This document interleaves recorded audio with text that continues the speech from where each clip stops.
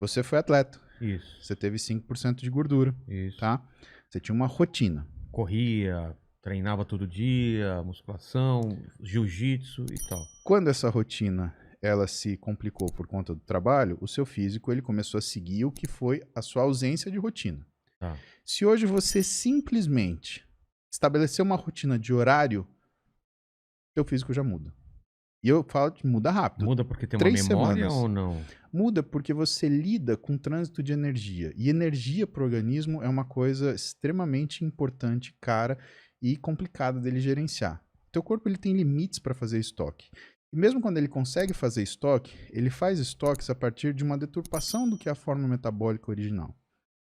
O tecido gorduroso, ele não é um tecido necessariamente para reserva. Ele é um tecido que contém, de forma fisiológica, mitocôndrias, que são organelas celulares que transformam energia em calor. Então, uma das funções do tecido gorduroso é fazer uma coisa que a gente chama de preservação de temperatura em mecanismos non-shivering, né? Onde você não precisa tremer para você manter sua temperatura corporal. No caso do frio, por exemplo. Isso é uma das funções da gordura. Quando você começa a fazer a gordura guardar energia além do que a capacidade original dela, por quê? A gente nasce com 20 bilhões de adipócitos, de células de gordura. A gente, se tudo der certo, morre com mais ou menos 40 a 44 bilhões, tá? Mas quando você cria uma situação que faça você ganhar gordura, você cria através de duas situações principais. Isso não sou eu que estou falando. Isso saiu uma revisão no Lancet, que é uma importante revista médica, em 2016, falando que as causas principais da obesidade, elas vêm de funções bioquímicas muito específicas. Primeira, resistência catecolaminérgica, né? Já vou te explicar o que é isso. Segundo, inflamação. A resistência catecolaminérgica, e aí eu vou tentar passar isso de uma forma suave, ela é uma forma que faz com que o seu corpo ele não seja capaz de responder adequadamente à mensagem para você fazer lipólise, que é a liberação de gordura da célula gordurosa, e termogênese, que é a geração de calor através da gordura. Essa mensagem ela vem a partir de catecolaminas, adrenalina, por exemplo. Essa adrenalina ela é liberada por gânglios, né, simpáticos, né, pelo sistema simpático, e ela é controlada, essa liberação, por um lugar no seu cérebro que se chama núcleo arqueado. Seu núcleo arqueado ele controla a liberação de adrenalina. Essa adrenalina vai atingir um tipo de receptor da célula de gordura que chama receptor tipo beta 3.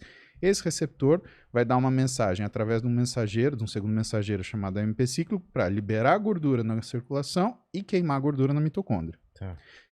Quando você tem um excesso de adrenalina circulante ou quando você tem uma falha desse receptor, você estabelece uma resistência catecolaminérgica e isso impede que você faça lipólise e termogênese. A segunda modificação é por inflamação. Duas células de gordura juntas, elas se dividem, né? E essa divisão que vai acontecendo a partir disso, ela vai gerando algumas situações em que algumas dessas células de gordura, elas se quebram. Esse quebrar da célula de gordura, ele não é uma coisa que o corpo ele deixa passar barato. Então ele cria uma resposta a esse quebrar da célula de gordura. E nós chamamos esses pequenos fragmentos de célula de gordura de dumps. Esses dumps, eles fazem com que o nosso sistema inflamatório ele seja sinalizado. E a partir desse sistema inflamatório sinalizado, vem macrófagos naquela região. Só que os macrófagos, eles invadem outras células de gordura e provocam a lise dessas células de gordura. Quando isso acontece, outra célula de gordura é destruída. Mais dumps são liberados. Mais macrófagos vêm. O problema é que você fala assim, ué, mas então os macrófagos eles vão destruir as células de gordura? Não, porque cada vez que ele destrói uma célula de gordura, aquele conteúdo ele tem que ser reservado. Então, novas células de gordura se criam. E a gente cria muito mais rápido célula de gordura do que necessariamente essa inflamação ela acaba se processando. Então, quando a gente fala, por exemplo, da necessidade da gente tratar a inflamação sistêmica das pessoas que vem com tabagismo, com inflamação etilismo, é uma palavra que parece a pancada no joelho. Exatamente. Né? Mas inflamação é uma resposta fisiológica básica. Aliás, é a resposta mais rápida que o nosso corpo tem.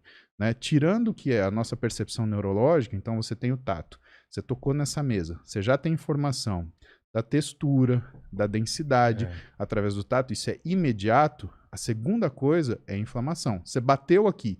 Quais são os 5 sinais flogísticos? Né? Dor, rubor, calor, turgor, perda de função. Tá. Quando isso acontece, isso é a primeira reação do seu corpo a um estímulo. Se esse é um estímulo nocivo, o seu corpo vai seguir uma segunda informação. E aí outras coisas vão ser liberadas. Bradicinina, tromboxanes, uma outra série de substâncias que vão ampliar a sua capacidade de defesa. O que acontece com as pessoas que têm obesidade, síndrome metabólica, são etilistas, são tabagistas, ou têm costumes alimentares ruins, é que essa inflamação ela se processa quietinha ali, dia a dia. E isso dificulta muito o processo, inclusive o processo de emagrecimento. Então, muitas vezes você tem uma situação de emagrecimento que ela é bloqueada ou dificultada porque a pessoa não trata o problema básico. E qual é a grande dificuldade? Não existe remédio para tratar esse problema básico, essa inflamação sistêmica. Isso você só consegue quando você organiza as rotinas da sua vida. Por isso que é importante fazer dieta e ter horário para comer, ter quantidades, estabelecer metas para você seguir, de goals na sua dieta. Ou seja, o objetivo não é você perder peso, Vilela. O objetivo é você fazer a dieta. Então a gente gamifica com o paciente. Ah, não é? Quantas... O game não é em relação à perda de peso. O game é o que você tem que fazer, porque a perda de peso ela é incontrolável. E outra, quando você tem um processo de emagrecimento, uma das coisas que melhora é uma coisa chamada resistência periférica à insulina. A insulina é o hormônio que coloca a glicose dentro da célula. Se você não consegue colocar a glicose dentro da célula, a tendência é que a sua glicose ela comece a aumentar. Só que o seu corpo ele não deixa que isso aconteça. Então ele toma providências para que esse excesso de energia ele seja estocado. E ele vai ser estocado onde? Na célula de gordura. Então a resistência periférica à insulina, ela ajuda, ela é um processo obesogênico, ela faz você ganhar mais gordura ainda. A questão é que a resistência periférica à insulina, ela também comanda algumas coisas importantes no seu cérebro. Por exemplo, a sua fome. Todo mundo acha que a insulina dá fome porque ela baixa a glicemia. Errado. A insulina no sistema nervoso central, ela é sacietógena. Aquela sensação que você sente logo depois que você comeu, que você está satisfeito, não cheio. Estou satisfeito. Tá? Isso é a sua insulina alta agindo no seu sistema nervoso central. Você já sentiu isso. Você foi comer o couvert do restaurante, depois chega ao seu prato e você não queria comer. Isso é a insulina alta. Se você continuar comendo, você vai ver que você vai terminar a tua refeição. Puta, vamos comer uma sobremesa?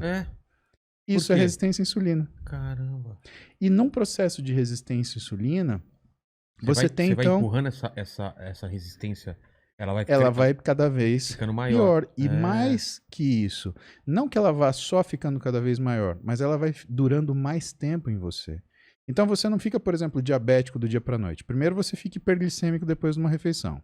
Depois você fica hiperglicêmico 2 horas após essa refeição. Depois você fica hiperglicêmico até a refeição seguinte. Até que você fique hiperglicêmico o tempo todo. Aí se estabeleceu o diabetes.